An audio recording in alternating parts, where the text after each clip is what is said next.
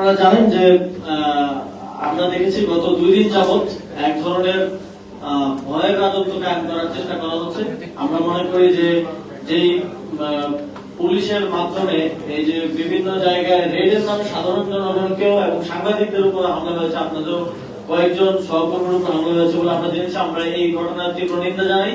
আমরা মনে করি সরকার এটার মাধ্যমে জনগণকে এক ধরনের ভয়ের মধ্যে রাখতে চাচ্ছে, একটা ভয়ের মেসেজিং তারা করতে চাচ্ছে। এবং আমরা শুনেছি যে স্বরাষ্ট্রমন্ত্রী তিনি বলেছেন যে এখন আন্দোলন করা যাবে না, রাস্তা অবরোধ করা যাবে না।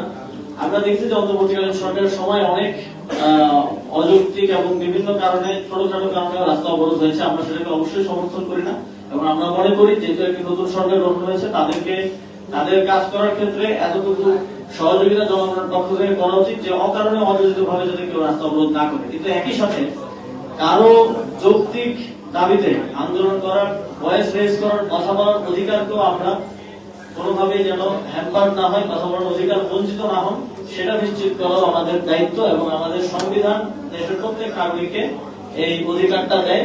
এবং কিন্তু সরকারের পক্ষ থেকে আমরা দেখছি যে একদম একাধারে সকলকে কোন ধরনের আন্দোলন করা যাবে না এই ধরনের কথা বলা হচ্ছে, যেটা গণতন্ত্রের পরিপন্থী, আমাদের সংবিধানের পরিপন্থী।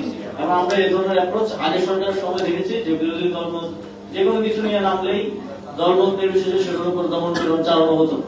তো আমরা সরকারের প্রতি আহ্বান জানাবো এই জনগণকে বিভিন্ন রেডের নামে হয়রানি করা এবং এই সাংবাদিকদের উপর হামলা, সাধারণ জনগণের উপর হামলা, মারধর অকারণে যথেচ্ছভাবে করা, এইগুলো থেকে এগুলো বন্ধ করতে হবে।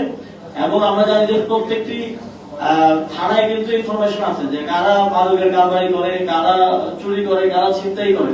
তো স্পেসিফিকলি সেটা নিয়ে কাজ করতে, সেটা মানে এক ধরনের আই ওয়াশ হচ্ছে আর কি, মূল জায়গায় কাজ না করে জনগণকে ভয় দেখানোর এক ধরনের চেষ্টা হচ্ছে বলে আমরা মনে করছি। আর এর বাইরে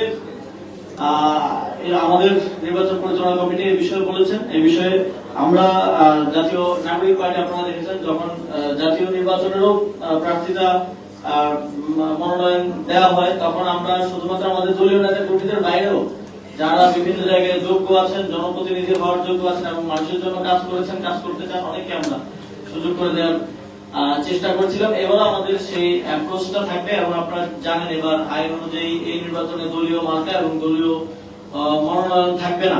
সেক্ষেত্রে এবার ব্যক্তি হিসেবে সবাই নির্বাচনে আসবে এবং জাতীয় নাগরিক পার্টি তাদের নির্দিষ্ট প্রার্থীদের সাথে আমাদের যে সাংগঠনিক সমন্বয় সেটা করার মাধ্যমে আমরা তাদেরকে সহযোগিতা করবো, সেগুলো নির্ধারণ করবে আমাদের এই নির্বাচন পরিচালনা কমিটি।